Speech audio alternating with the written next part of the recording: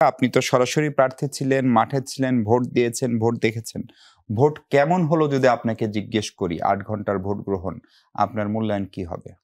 আম সকাল 7:30 থেকে যখন আসলাম ক্যাম্পাসে তখন দেখলাম মেয়েরা যথেষ্ট উৎসাহের সাথে এসেছে।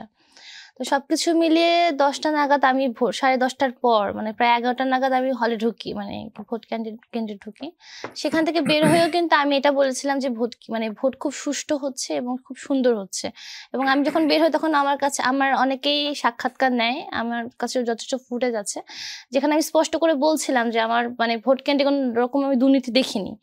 কিন্তু তার কিছুক্ষণ পরেই হলো যে আমি শুনতে পারলাম যে মানে তখন আমার অনবরত ফোন আসছে। তো এই সময় আমি জানতে পারলাম যে আমার সাথে ভোট কেন্দ্রে ঢুকে মানে আমরাই কাছাকাছি মানে আমরা একই সময় কাছাকাছি ঢুকেছি। আমি ১ নাম্বার আমাদের টিএসসি তে রোকেয়া জি। হলে সিট পড়েছে। তো সেই ক্ষেত্রে দেখা গেছে ভোট কেন্দ্রে ১৩ টা টেবিল ছিল। ১৩ টা টেবিল থেকে আপনার ব্যালট নিতে হচ্ছে। সংগ্রহ করতে হচ্ছিল। তো আমার ইয়েটা হলো যে আমার রোল অনুযায়ী আমি ১৩ নাম্বার টেবিলে গিয়েছিলাম। আর আমারই আশেপাশে যে মানে হয়তো আমাদের লাইন আগে পিছে হয়ে গেছে। তো আমার যে সহপাঠী বা আমার যে মানে মানে আমার যে বান্ধবী সে হলো যে আপনার ১ নাম্বার টেবিলে গিয়েছে। তো যাই হোক আমার ভোট দিতে অনেক সময় লেগেছে। আমি যথেষ্ট সময় নিয়ে ভোট দিয়েছি। আমি ভোট থেকে বের হওয়ার পর আমি সাংবাদিকদেরকে ফেস করার পর হঠাৎ করে আমার ফোন আসার পর আমি জানতে পারলাম যে সে আমাকে মানে সে তার অভিজ্ঞতা বলছে যে সে তার একটা ঘটনা ঘটেছে ১ নাম্বার টেবিলে আমাকে যে ব্যালট পেপার দেয়া হয়েছে সেখানে আসলে আমাকে ১ম এই ২ টা সভাপতি এবং মানে সাধারণ সম্পাদক পদটি মানে আপনার ফিল আপ ছিল আরকি। তো যেই বিষয়টা নিয়ে মানে সে আমাকেও জিজ্ঞেস করলো যে এটা কি আমি ফেস করেছি কিনা। তো জিনিসটা শোনার সঙ্গে, সঙ্গে স্বাভাবিকভাবে আমাদের এবং তখনই যখন আমি মানে এটা শুনলাম যখনই আমি আশেপাশে এই ঘটনাটা বললাম যে এরকম একটা ঘটনা ঘটেছে। তো আমি তাকে জিজ্ঞেস করলাম মানে তখন আমি শুনলাম অমর একুশে মানে কার্জন হলের অমর একুশের যে আপনার বুথ সেখানেও একই ঘটনাই ঘটেছে। তো এটা আপনাকে কে বলল? এটা এটা এ আরেকজন শিক্ষার্থী বলছে। হ্যাঁ, মানে না তখন এটা হলো যে আপনাদের আমার আশেপাশে যারা আছেন হল গ্রুপ থেকে বা বিভিন্ন জায়গা থেকে পোস্ট ফেসবুকে নিউজ জি। আসছে। তো জিনিসটা যখন হলো তখনই মূলত হলো যে মানে বিষয়টা খুবই এবং আমি তাকে জিজ্ঞেস করলাম যে পরবর্তীতে কি হয়েছে আরকি। তো বিষয়টি হলো যে পরবর্তীতে মানে সে যখন ব্যালটটা নেয় স্বাভাবিকভাবে আমাদের হলো যে ৬ টা কাগজ দেওয়া জি। হয়েছে। তো ৫ টি হলো যে সেন্ট্রালের আর ১ টি হলো যে আপনার হলো হলের। যে হলের। তো স্বাভাবিকভাবে সবকিছু কিন্তু একদম মানে আপনার সাজিয়ে গুজিয়ে দিয়েছি এরকম না। দেখা গেছে হল সংসদেরটা আগে গেছে, সেন্ট্রালটা পরে গেছে বা সেন্ট্রালে কিছু কাগজ একটু পিছনে চলে উল্টাপাল্টা গেছে। হয়েছে। হ্যাঁ, স্বাভাবিক। তো স্বাভাবিকভাবে আমরা কাগজটা নিয়ে ১ম এ স্বাভাবিক যে গোপন কক্ষ সেগুলো অনেকটাই ফিল আপ থাকে। মানে আমরা হলো যে খুঁজে দেখি যে কোনটা ফাঁকা। তো ও যখন ঢুকে তার ৩০ সেকেন্ডের মধ্যেই হলো যে ও বের হয়ে আসে। এসে আবার সে ওই এক না ওখানকার যে পোলিং পোলিং এজেন্ট বা অফিস। যারা সহায়তাকারী ছিল তাদেরকে বলে এবং তারা ১ নাম্বার টেবিলে তাকে নিয়ে যাওয়া হয়। তো সে তখন ওখানে গিয়ে বলে আরকি যে বিষয়টা এরকম যে আমাকে তো কাগজটা দেওয়া হয়েছে। তখন উনারা আবার উনাকে পাল্টা প্রশ্ন করেন যে আপনিই তো করতে পারেন বা এটা। তখন সে বলে ম্যাম আমি আসলে এখানে ভোট দিতে আসছি। আমি ভোটটা দিতে চাচ্ছি। এখন আপনারা যদি আমি যদি এটা করতাম আমি কখনো এইভাবে বলতাম না। আর আমি দুটোই কেন মানে আমি মানে একদম সচেতনভাবে আমি একজন শিক্ষার্থী এখানে এসেছি।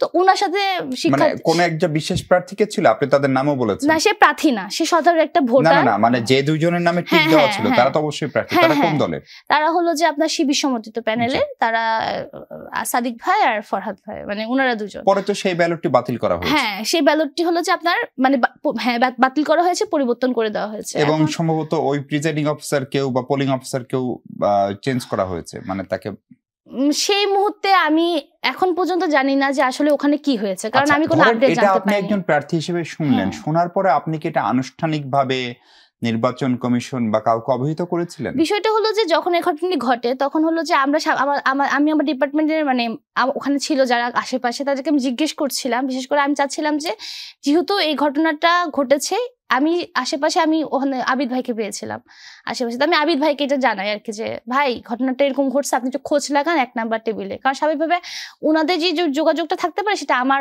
সেই অর্থে নেই। কারণ আমি সেই অর্থে একজন স্বতন্ত্রভাবে দাঁড়িয়েছি। আর আমার আশেপাশে উমামা আপুও ছিল না বা অন্য কেউ ছিল না। আমি যাকে পেয়েছি তাকে বলছি। সেই মুহূর্তে মূলত দেখা গেছে যে উনার কিছু মিডিয়ারা হয়তো উনাকে ফলো করছিল। মানে ওই সময় আমি কভারে চলে আসি আরকি। পরবর্তীতে হঠাৎ করে আমি যখন ফোনে কথা বলছি কারণ মেয়েটা হলো প্রশাসনের কাছে যেতে যাচ্ছে, সেই মুহূর্তে আপনার হলো যে দেখা যায় সব মিডিয়ারা আমাকে ঘিরে ধরে। তো যেটা হয়েছে মূলত আমি সেটাই বলেছি যে বিষয়টা এইভাবে ঘটেছে। এখন 1 নাম্বার টেবিল থেকেই ঘটনা ঘটেছে, কারণ আমি 13 নাম্বার টেবিল থেকে ব্যালট নিয়েছি, আমার সাথে এরকম কিছুই হয়নি। কিন্তু 1 নাম্বার টেবিল থেকে যেহেতু ঘটনাটি ঘটেছে, মেয়েটাকে যথেষ্ট প্রশ্নে মানে করা হয়েছে আর কি, যে মেয়েটা কোনো দল করে কিনা, বা মেয়েটা কোনো বাড়ি কোথায়, বা মেয়েটার কোনো ইন্টেনশন ছিল কিনা। এখন বিষয়টা খুবই মানে এই ধরনের একটা বিষয়।